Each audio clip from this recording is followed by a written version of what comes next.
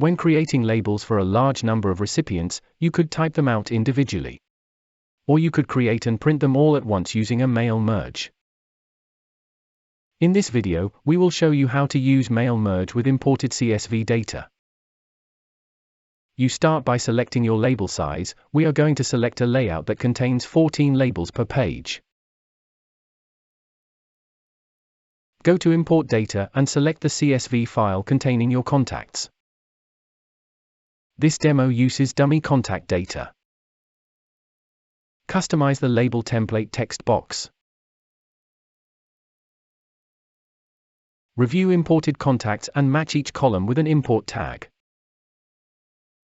Click on Import when you're ready to auto-generate labels.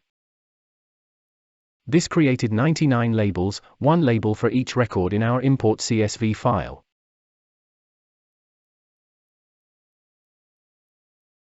Review generated labels, make individual edits if needed.